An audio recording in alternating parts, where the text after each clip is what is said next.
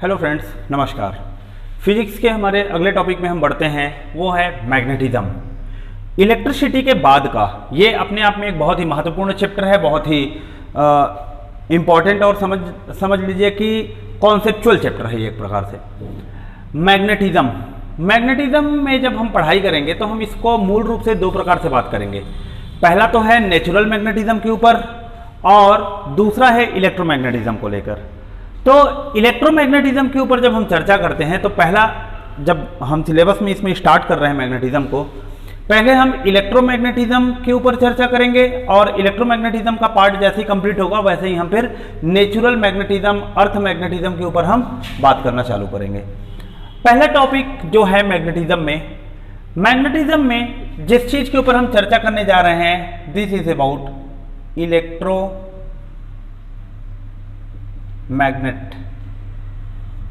अब इससे संबंधित ही पूरी थ्योरीज को हम पढ़ेंगे, मगर पहला जो बात आता है दिमाग में कि व्हाट इज मैग्नेट। मैग्नेट होता क्या है? मैग्नेट एक ऐसा मटेरियल है, एक ऐसा पदार्थ है जो कि अपने ही फील्ड के, अपने ही क्वालिटी वाले जो मटेरियल होते हैं, उस मटेरियल को वो some kind of attraction force से अपने तरफ या तो अट्रैक्ट करता है या उसे रिपल कर देता है। किसी दूसरे मैग्नेट को वो अट्रैक्ट या रिपेल कर सकता है, मगर मैग्नेटिक सब्सटेंस को वो केवल और केवल अट्रैक्ट करेगा। तो ऐसे पदार्थ को ही हम किस नाम से जानते हैं? मैग्नेट के नाम से जानते हैं। इसके इतिहास के बारे में जानने की हमें आवश्यकता नहीं है कि इसका केमिकल कंपोजिशन क्या रहता है, ये विश्व में कहाँ प्राप्त होता है, सर्वप्रथम कहाँ ढूंढा गया, ये सब चीज़ों को जानने की इसकी आवश्यकता नहीं है। हमें सीधे इस चीज़ पर आना है कि मैग्नेट क्या होता है और इसके बारे में हमें क्या क्या चीज़ पढ़ना है, और जो भी चीज़ हम पढ़ रहे हैं तो क्यों ऐसा हो रहा है। तो मैग्नेट एक ऐसा मटेरियल है जो किसी दूसरे, अपने सेम जो फैमिली का कोई दूसरा मेंबर होगा उसे या तो अट्रैक्ट करता है या रिपल करता है।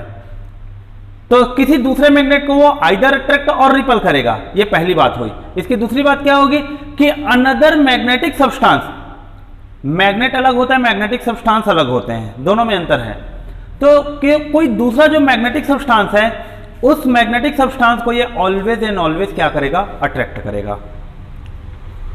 तो मैग्नेट जो है ये ऐसा मटेरियल होता है जो सेम जो मैग्नेट होगा, इस मैग्नेट को आइदर वो पहला अट्रैक्ट कर सकता है या दूसरा इसे क्या करेगा? रिपल करेगा। मगर मैग्नेटिक सब्सटेंस कोई दूसरा है, इसे वो ऑलवेज एंड ऑलवेज क्या करेगा? अट्रैक्ट करेगा। तो ये मैग्नेट की परिभाषा हुई।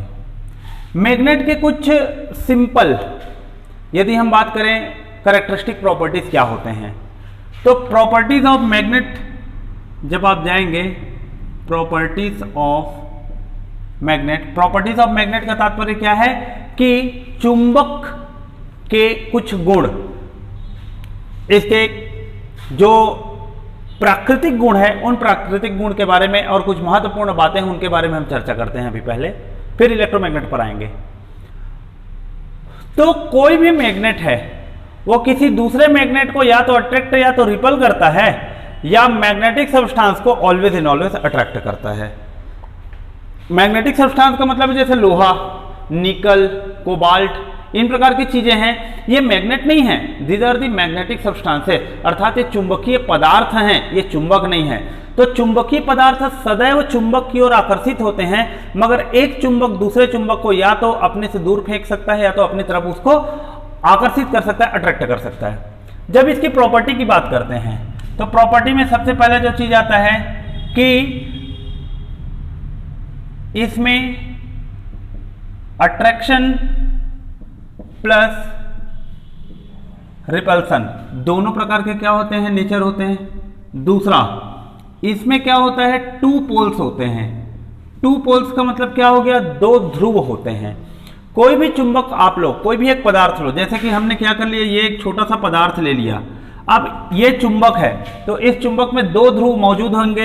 एक ध्रुव होगा आपका नॉर्थ और दूसरा ध्रुव जो आपके पास मौजूद होगा उसको हमने नाम क्या दे दिया है? साउथ दिया।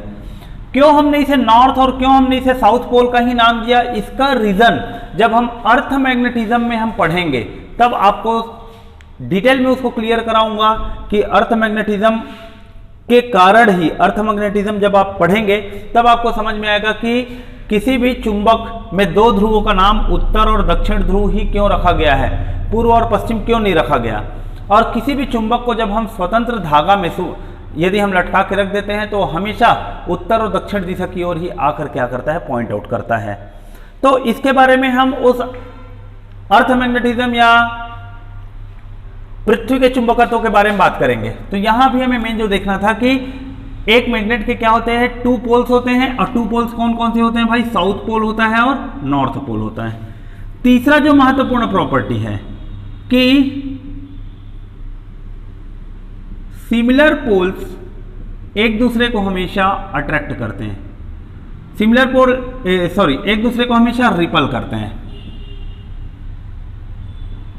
सिमिलर पोल मतलब साउथ पोल साउथ को रिपल करेगा और नॉर्थ पोल वाला यदि कोई दूसरा नॉर्थ पोल यदि आपने ले आया तो उसे क्या करेगा, वो रिपल करेगा। कभी भी आप दो चुंबक को पकड़ के देखिएगा, दो चुंबक, जैसे ये एक चुंबक लिया मैंने, ये दूसरा चुंबक लिया, अब ये दोनों चुंबक को यदि इस तरीके से मैं कर रहा हूं तो ये अट्रैक्ट किए, मगर इसी को इस तरीके से लाकर कर रहा हूं तो उसको क्या करेंगे, रिपल करेंगे। बचपन में मेरे ख्याल से हर किसी ने या अभी तक के अपने लाइफ में हर किसी ने इस चीज को फील किया होगा। और दो चुंबक एक दूसरे को दूर फेंकते हैं तो उन दोनों को फोर्सफुली एक दूसरे से ज्वाइन कराने का कोशिश भी किए होंगे। तो उसमें हमको साफ समझ में आता है कि वहां एक फोर्स जो है वो एक्ट कर रहा है, एंड वही जो फोर्स है आइदर अट्रैक्टिव भी हो सकता है या रिपल्सिव भी हो सकता है। तो इसका महत्वपूर्ण चीज क्या था कि इसमें दो ध्रुव होते हैं, दक्षिणी ध्रुव और उत्तरी ध्रुव।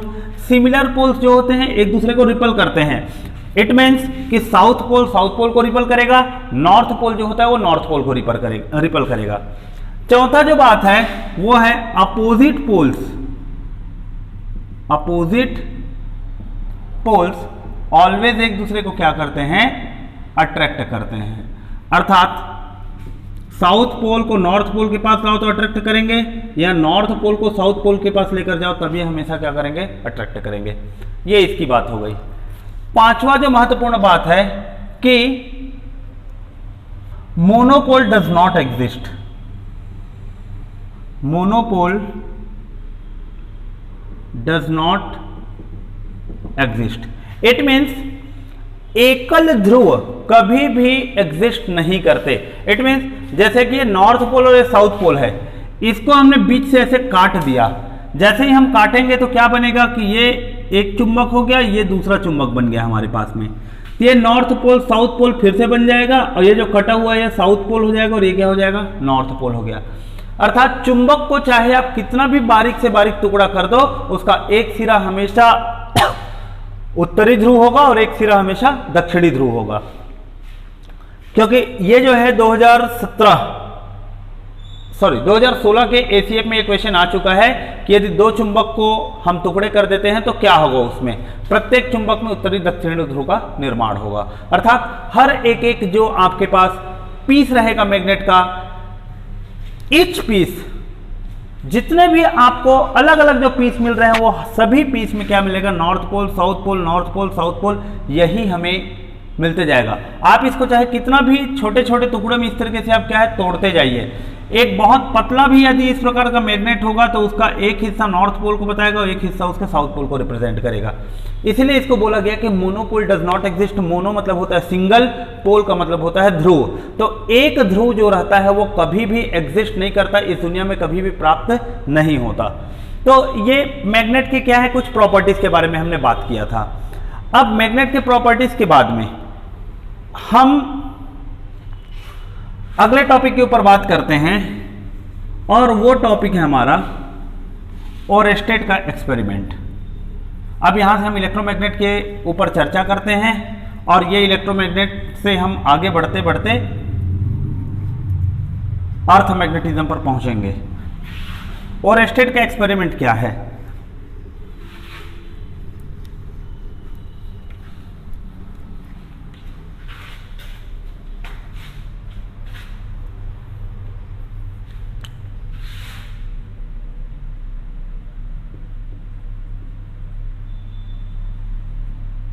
Oersted experiment. ओरेस्टेड एक साइंटिस्ट था, फिजिक्स सब्जेक्ट से संबंधित। उसने एक एक्सपेरिमेंट किया। अब वो एक्सपेरिमेंट करने के बाद कुछ ऑब्जर्वेशन दिया और उस ऑब्जर्वेशन के बाद इलेक्ट्रोमैग्नेट के ऊपर फिर चर्चाएं चालू हुई कि इलेक्ट्रोमैग्नेट क्या है और उसको किस तरीके से पढ़ा जाना चाहिए करके। तो क्या बात इसने किया था या ओरेस्टेड ने क्या चीज को देखा, उसका एक कथन था। उसने ये चीज को हमेशा वॉच किया कि कोई भी धारावाही चालक मतलब एक ऐसा कंडक्टर जिसमें करंट फ्लो हो रहा है, उस करंट फ्लो वाले कंडक्टर के पास में यदि हम किसी मैग्नेटिक कंपास नीडल को, जिसे हम चुंबकीय सुई कहते हैं, उस चुंबकीय सुई को ले जाते हैं तो हमें यह देखने को मिलता है कि उस चुंबकीय सुई में थोड़ा सा डिफ्लेक्शन प्रोड्यूस हो रहा है। डिफ्लेक्शन मतलब विचलन, या उसका जो कांटा है उस चुंबकीय सुई का, जैसे ये इस प्रकार का चुंबकीय सुई है, तो जैसे ही इसको धारावाही चालक के पास लेके जाएंगे तो एक बार इस तरफ हिलेगा और उसके बाद फिर से वापस अपने मूल स्थान में आ जाएगा। जितने बार आप उसको दूर से पास लेकर जाओगे उतने बार वो इस तरीके से हिल कर क्या होगा, फिर से अपनी जगह पर वापस आएगा। इस प्रक्रिया को देखने के बाद उसने क्या किया, इसको एक एक्सपेरिमेंट के तौर पर ही लिया। एक्सपेरिमेंट के तौर पर कैसे लिया कि ओरेस्टेड ने क्या किया, एक इस प्रकार से छोटा सा सर्किट बनाया।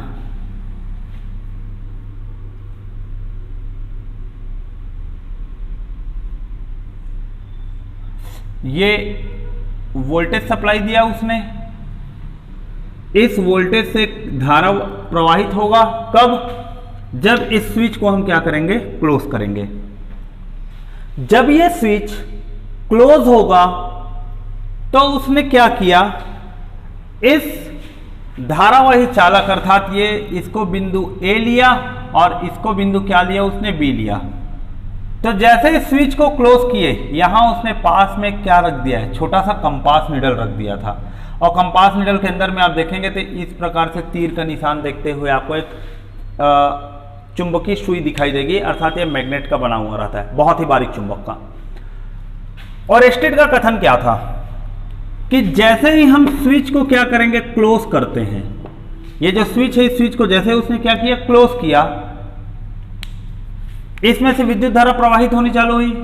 विद्युत धारा प्रवाहित होकर वापस कहां आ गया, इस बैटरी के निगेटिव टर्मिनल पे। ये धनात्मक है, ये ऋणात्मक।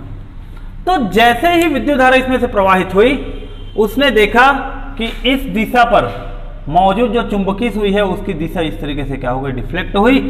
और डिफ्लेक्ट होने के पश्चात इस जगह पर जाकर रुकी नहीं, वापस अपने स्थान पर आ गई। इस तरीके से बात को ध्यान देंगे।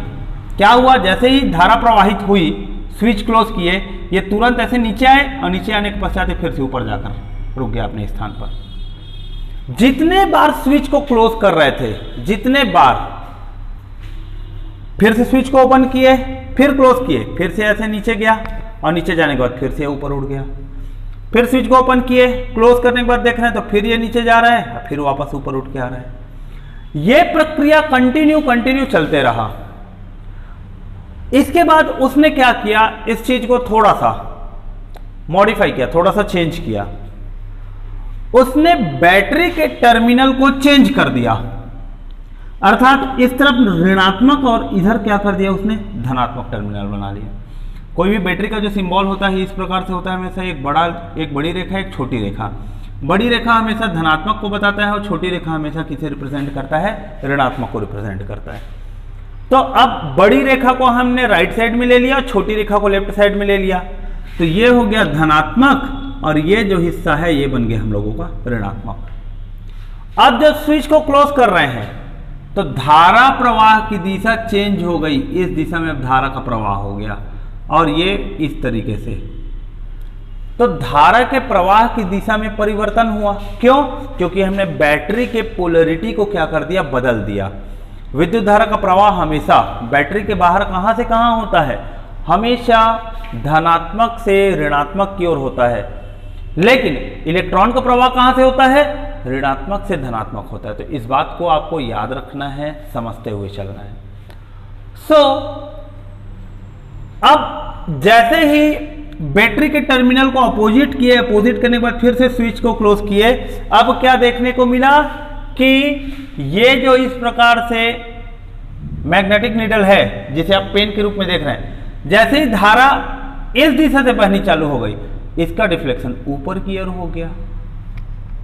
पहले क्या था, जब धारा इस दिशा से चल रही थी तो डिफ्लेक्शन नीचे की ओर था, और जब धारा इधर से चलनी चालू हुई तो डिफ्लेक्शन ऊपर की ओर हो गया। उसने इस एक्सपेरिमेंट को कई बार किया और कई बार करने के पश्चात एक नतीजे पर पहुंचा, और उस नतीजे को अपने ऑब्जर्वेशन या अवलोकन के रूप में क्या किया उसने बताया। तो ओरेस्टेड एक्सपेरिमेंट ने क्या क्या ऑब्जर्वेशन किया, इनके जो ऑब्जर्वेशंस हैं, ऑब्जर्वेशंस जिसे हम कहते हैं अवलोकन, उसने क्या क्या देखा। पहला यह देखा कि धारा प्रवाह होने पर, धारा प्रवाह होने पर चुंबकीय क्षेत्र उत्पन्न होता है। मैं इसको आपको ऐसे लैंग्वेज में बता रहा हूं जिससे हम आसानी से समझ सकें। पहला बात उसने बोला कि धारा प्रवाह होने पर चुंबकीय क्षेत्र क्या है, उत्पन्न होता है। चुंबकीय क्षेत्र को बी से रिप्रेजेंट करते हैं, और बी के ऊपर एक रेखा मैंने खींचा है, तो ये सिर्फ और सिर्फ किसको रिप्रेजेंट कराता है, सदिश को, अर्थात उसकी दिशा को रिप्रेजेंट कर रहा है कि यह राशि सदिश राशि है, इसकी अपनी कोई ना कोई दिशा होगी। तो धारा प्रवाह होने पर मैग्नेटिक फील्ड प्रोड्यूस होता है, इसको बताया। दूसरा जो महत्वपूर्ण जो बात कि धारा की दिशा में परिवर्तन होने पर, धारा की दिशा में परिवर्तन होने पर चुंबकीय क्षेत्र की दिशा भी परिवर्तित हो जाती है। Very important point, on changing the direction of electric current, direction of magnetic field also changes. Means कि हमने धारा की दिशा को परिवर्तित किया तो चुंबकीय क्षेत्र जो उत्पन्न हो रहे उसकी दिशा भी क्या हो गई, परिवर्तित हो गई, उसकी दिशा भी चेंज हो गई। तो धारा की दिशा में परिवर्तन चुंबकीय क्षेत्र की दिशा को क्या कर देता है, परिवर्तित कर देता है। यही दो इसके महत्वपूर्ण क्या थे, ऑब्जर्वेशन थे। पहला ऑब्जर्वेशन यह था कि यदि किसी चालक में धारा प्रवाहित हो रही है तो उसके इर्द गिर्द, उसके आसपास के क्षेत्र में चुंबकीय क्षेत्र पैदा होगा, और दूसरा उसने ये बोला कि धारा की दिशा को परिवर्तित करोगे तो चुंबकीय क्षेत्र की दिशा भी परिवर्तित हो जाएगा। इस प्रकार से ओरेस्टेड जो है प्रथम साइंटिस्ट था जिसने यह बताया कि विद्युत धारा से चुंबकत्व का क्या होता है, चुंबकत्व उत्पन्न होने की अवधारणा को सिद्ध किया इनने। मतलब इनका सीधा सीधा से मीनिंग यह था, flow of electric current produces magnetism. इस चीज को प्रूफ करके, इस चीज के बारे में स्टडी करके सर्वप्रथम बताने वाला व्यक्ति कौन है, ओरेस्टेड। तो इनने अपने एक्सपेरिमेंट के आधार पर इस चीज को बताया। अब जैसे ही ओरेस्टेड ने इस चीज को बताया, काफी समय तक इसके ऊपर बातें चली कि ठीक है धारावाही चालक से चुंबकीय क्षेत्र उत्पन्न होता है, इट्स ओके, मगर किस बिंदु में कितना चुंबकीय क्षेत्र होगा, क्या इस चुंबकीय सुई को बिल्कुल इस चालक के नजदीक रखेंगे तो कितना चुंबकीय क्षेत्र होगा, इसके इससे दूर लेकर जाएंगे तो कितना चुंबकीय क्षेत्र होगा। और चुंबकीय क्षेत्र की मात्रा अर्थात क्वांटिटी या अमाउंट को कैलकुलेट करने की बात उठी। तो जब अमाउंट कैलकुलेट करने की बात उठी तो उसके लिए इसका मैथमेटिकल इंटरप्रिटेशन लाना आवश्यक हो गया था। तो बायोट-सेवर्ट ने जो एक्सपेरिमेंट किया, ओरेस्टेड ने जो एक्सपेरिमेंट किया, इसी एक्सपेरिमेंट का मैथमेटिकल जो रूप है उसको बायोट एवं सेवर्ट नामक दो वैज्ञानिकों ने लाने का काम किया। तो बायोट-सेवर्ट का जो रूल है, वो बायोट-सेवर्ट के रूल को हम अब क्या करते हैं, यहां स्टडी करते हैं। ये ओरेस्टेड एक्सपेरिमेंट के बारे में तो था, अब बायोट-सेवर्ट का जो एक्सपेरिमेंट है वो क्या कहता है।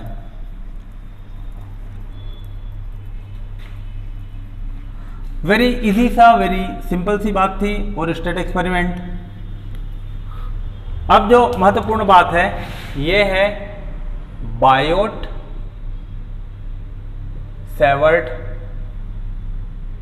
लॉ। BSL शॉर्ट फॉर्म पे इसको जाना जाता है, बायोट-सेवर्ट लॉ। बायोट-सेवर्ट लॉ वास्तव में क्या था कि ओरेस्टेड एक्सपेरिमेंट का गणितीय रूप है ये। अर्थात ओरेस्टेड ने जो अपना प्रयोग किया था, उस प्रयोग को इनने क्या किया, गणितीय रूप दिया, अर्थात सूत्र के आधार पर निकाला और उनने पूरा इन बातों को बताया कि जो भी धारावाही चालक है, उस धारावाही चालक से उत्पन्न होने वाला चुंबकीय क्षेत्र की मात्रा किन किन बातों पर निर्भर करती है, उसको इनने रिप्रेजेंट किया। तो ओरेस्टेड एक्सपेरिमेंट का मैथमेटिकल फॉर्म जो है वो क्या है आपका, बायोट-सेवर्ट लॉ है। हो सकता है क्वेश्चन पूछ दिया जाए। अब बायोट-सेवर्ट ने क्या कहा कि उसने बोला कि मान लेते हैं कि कोई एक हमारे पास में इस प्रकार से धारावाही चालक है। अब इस प्रकार से जो भी धारावाही चालक है, तो इसका मतलब यह है कि यदि इसमें से कोई करंट आई क्या हो रहा है, फ्लो हो रहा है इस चालक से, तो इसके आसपास इर्द गिर्द क्षेत्र में चुंबकीय क्षेत्र उत्पन्न होगा ही होगा। मगर अब यह बात आएगी कि यदि मैंने कोई एक बिंदु यहां ले लिया, अब मैं बोलूंगा इस बिंदु पर इसमें से प्रवाहित होने वाली धारा के कारण कितना चुंबकीय क्षेत्र है, तो अब यह बात आएगा कि भाई ये जो धारावाही चालक है, ये धारावाही चालक में तो धारा इसी स्थान पर भी प्रवाहित हो रही है, इसी स्थान पर भी, इसी स्थान पर भी, इसी स्थान पर भी। कोई भी आप एक छोटा सा टुकड़ा लोगे, सभी स्थान पर क्या है, विद्युत धारा का प्रवाह है। अर्थात यह है कि इस बिंदु पर इसमें तो बहुत सारे छोटे छोटे छोटे छोटे छोटे छोटे आपके क्या बन रहे हैं, टुकड़े बन रहे हैं, और हर एक छोटे टुकड़े को आप इकाई लंबाई का टुकड़ा लेकर चलो, उसमें कितना करंट फ्लो हो रहा है, उस करंट के कारण चुंबकीय क्षेत्र उत्पन्न हो रहा है। तो उस चुंबकीय क्षेत्र को, वो सभी चुंबकीय क्षेत्र का मान इस स्थान पर कितना है, इस बिंदु को यदि हमने पॉइंट क्या ले लिया, P ले लिया, तो प्रॉब्लम यह आई कि इस पॉइंट P पर इतने लंबे धारावाही चालक के कारण चुंबकीय क्षेत्र का मान कितना होगा। तो इतने लंबे के लिए एक साथ कैलकुलेट कर पाना मुश्किल था, इसलिए क्या किया गया, एक छोटा सा हिस्सा लिया गया। ये जो I जो है, ये जो I की बात कर रहा हूं, ये इकाई लंबाई में मौजूद करंट को बता रहा है। तो इस लंबाई को मैंने क्या ले लिया जी, dl लंबाई ले लिया। dl मतलब क्या है, l जो है इसकी पूरी लंबाई है, तो dl जो है उसका बहुत ही छोटा सा सूक्ष्म लंबाई की बात कर रहा है, अल्प जो उसकी लंबाई है उसकी बात कर रहे हैं। तो ये जो I डॉट dl है, I डॉट dl को एक साथ, I जो है वो इकाई लंबाई में मौजूद करंट को बताता है, तो dl लंबाई में टोटल कितना करंट मौजूद होगा, I डॉट dl मौजूद होगा।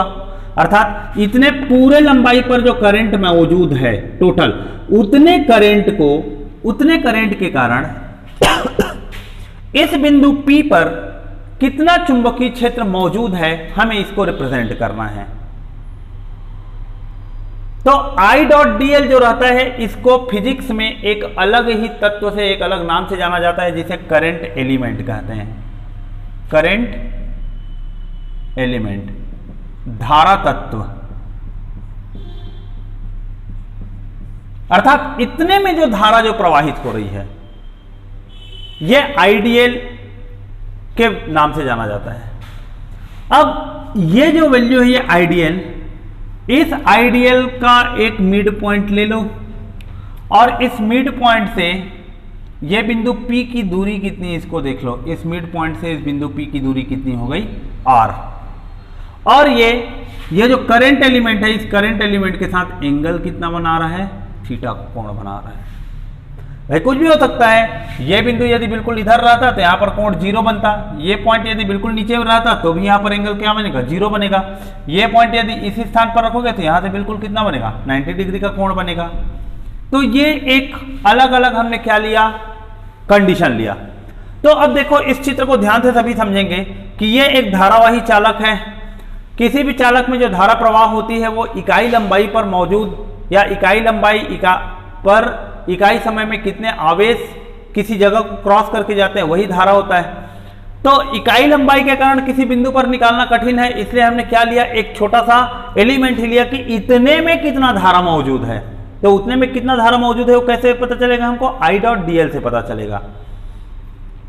तो ये आई डॉट डीएल ये करंट एलिमेंट है। तो इस करंट एलिमेंट के कारण आर दूरी पर स्थित बिंदु P पर चुंबकीय क्षेत्र की मात्रा क्या होगी, इसको बायोट सेवर्ट ने क्या किया बताया, और उनके कथन के अनुसार क्या था कि जो चुंबकीय क्षेत्र जो उत्पन्न हो रहा है B, ये प्रोपोर्शनल होगा, समानुपाती होगा आईडीएल के, अर्थात करंट एलिमेंट के समानुपाती होगा। इसका मतलब यह है कि जितना आप करंट की मात्रा बढ़ाओगे उतना ही ज्यादा आपका क्या होगा, चुंबकीय क्षेत्र का मान बढ़ेगा। जितना ज्यादा आप लंबाई बढ़ाओगे उतना ही ज्यादा चुंबकीय क्षेत्र का मान बढ़ते जाएगा। ये पहला उसने क्या किया, नियम लिया। दूसरा नियम उसने क्या बोला कि ये चुंबकीय क्षेत्र का मान साइन थीटा के भी क्या होता है, प्रोपोर्शनल होता है। ये थीटा क्या है, कोण है, किसके किसके बीच में, P ये जो R है, ये जो दूरी और ये आईडीएल की दिशा, इन दोनों के बीच का जो कोण होता है वो कोण क्या कहलाता है, थीटा। तो उस थीटा के साइन के क्या रहता है, समानुपाती है चुंबकीय क्षेत्र का मान। ये सभी एक्सपेरिमेंटली उनने फाइंड आउट किया था, और बहुत सारे एक्सपेरिमेंट करने के पश्चात जब वो इस नतीजे पर पहुंचे तो उसको इन सूत्र के माध्यम से, इन सूत्र के रूप में उसने क्या किया, उसको रिप्रेजेंट किया।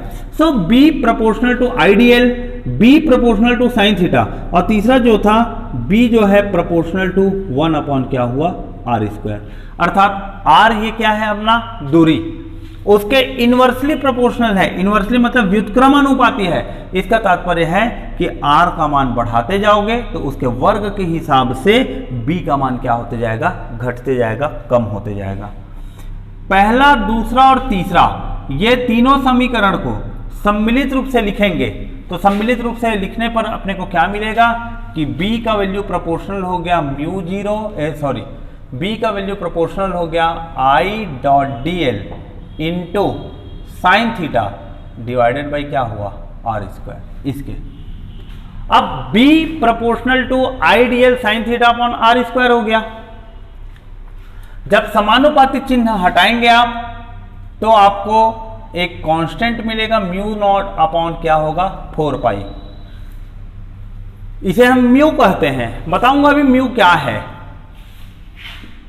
Into IDL sine theta upon क्या हुआ, आर स्क्वायर। यहां ये जो म्यू नॉट है इसको चुंबकशीलता कहते हैं, चुंबकशीलता या परमिबिलिटी।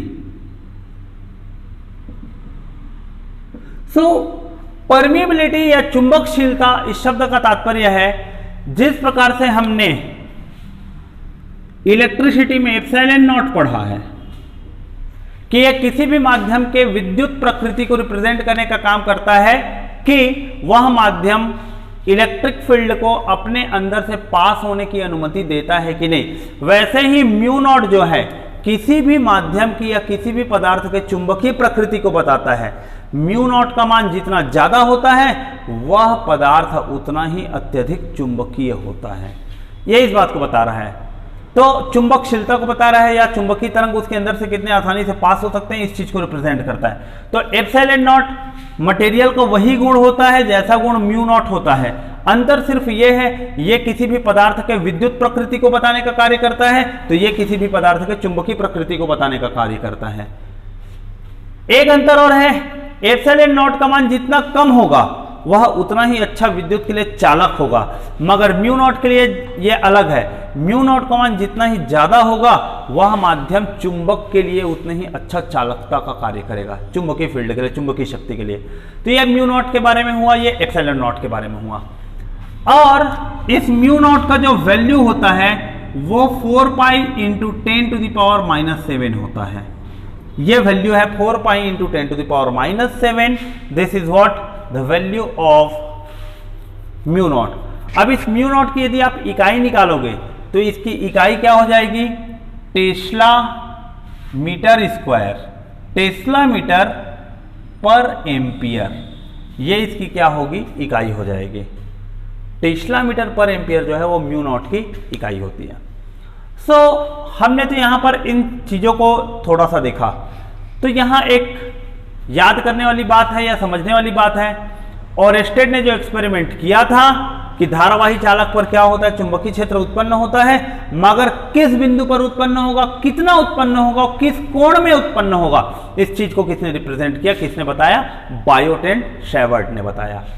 तो बायोट शेवर्ट का कहना यही था, धारावाही चालक के पास में मौजूद किसी भी बिंदु पर चुंबकीय क्षेत्र की तीव्रता ज्ञात करना है तो उसके लिए इस नियम का हमें क्या करना पड़ता है, फॉलो करना पड़ता है। इस नियम की अपनी कुछ कमी भी है।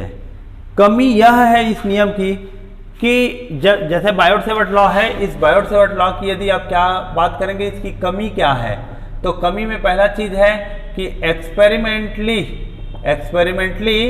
फाइंड नहीं किया जा सकता। दूसरा, अल्प लंबाई का चालक भी प्रैक्टिकली पाना मुश्किल है। ये जो अल्प लंबाई जो मैं कह रहा हूं, ये अल्प लंबाई का चालक को पाना क्या है, ये प्रैक्टिकली पॉसिबल नहीं होता। इसलिए प्रैक्टिकली देखा जाए तो ये इसमें थोड़े से चेंजेस आते हैं। और जो काम बायोट सेवर्ट ने किया था वही काम एम्पियर ने भी अपना एक रूल निकाला। एम्पियर ने अपना एक रूल निकाला जिसे सर्किटल लॉ के नाम से जाना जाता है, एम्पियर सर्किटल लॉ। तो उसमें इन चीजों के बारे में क्या किया गया है, रिप्रेजेंट किया गया है, बताया गया है। तो इतना तो था बायोट सेवर्ट लॉ के बारे में जो हम बात कर रहे थे। अच्छा, ये जो बायोट सेवर्ट लॉ है, इसे हम ऐसे भी कर सकते हैं कि ये mu naught upon 4 pi I dot D L into sine theta upon R square है। तो क्या होगा जब वेक्टर प्रोडक्ट आप इस्तेमाल करेंगे तो इसको ऐसा भी लिख सकते हो, mu naught upon 4 pi sine theta को यदि हटाओगे तो आई और डी एल का आपस में क्या हो जाएगा, क्रॉस लग जाएगा, अपॉन क्या हो गया, आर स्क्वायर। क्योंकि जब दो सदिश का वेक्टर मल्टीप्लीकेशन होता है, सदिश गुणनफल होता है, तो उन दोनों के मैग्नीट्यूड का मल्टीप्लाई के साथ में साइन थीटा जैसी क्वांटिटी लग जाती है। तो इसका तात्पर्य तो यह हुआ ना कि इन चीजों को यदि हम देख रहे हैं तो कि इन दोनों की अपनी दिशा है, विद्युत धारा की दिशा है, विद्युत चालक की दिशा है। इसका तात्पर्य, इसका अर्थ यह भी होगा कि ये जो हमारे पास क्या है, बी, इस बी की भी अपनी क्या होगी, दिशा होगी। और बी अर्थात चुंबकीय क्षेत्र की दिशा जो है आई और डी एल दोनों की दिशा के लंबवत होगी, उन दोनों की दिशा के परिणामी दिशा होगी। तो इनके लिए हम क्या करेंगे, अभी कुछ रूल्स अभी हम बात करेंगे, कुछ रूल्स हम पता करेंगे कि किसी भी प्रकार का जो धारावाही चालक है, तो इस धारावाही चालक के लिए चुंबकीय क्षेत्र की दिशा ज्ञात करने के लिए क्या नियम होते हैं। तो चुंबकीय क्षेत्र की दिशा ज्ञात करने हेतु जो रूल्स जो होते हैं वो रूल 3 प्रकार के हैं। दिशा ज्ञात करने के लिए नियम, दिशा ज्ञात करने का नियम। तो पहला जो रूल है और यही सबसे ज्यादा यूज होता है, राइट हैंड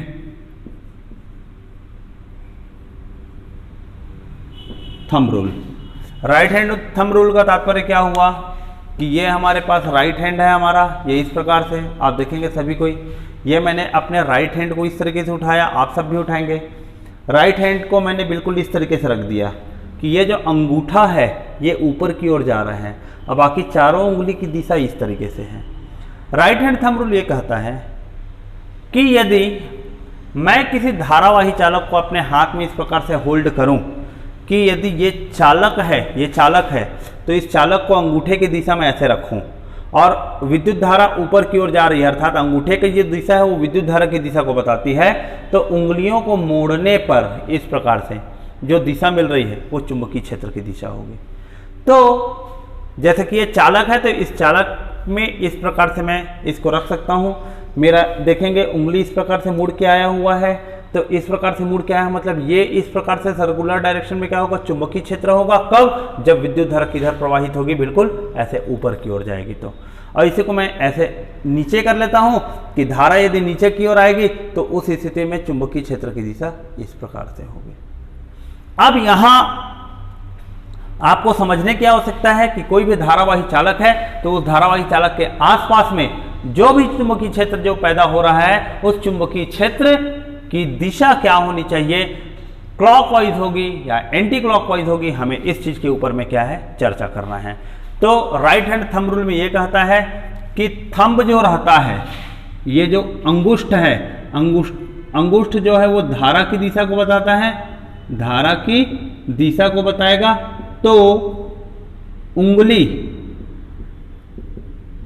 की मोड़, अर्थात ये जो उंगली है, इस उंगली को इस प्रकार से हमने मोड़ दिया, ये जो मोड़ है इसका कर्वेचर जो है, तो उंगली की मोड़ किसको रिप्रेजेंट करता है, बी की दिशा को बताता है। बी अर्थात मैग्नेटिक फील्ड जो है उस मैग्नेटिक फील्ड के डायरेक्शन को रिप्रेजेंट करता है।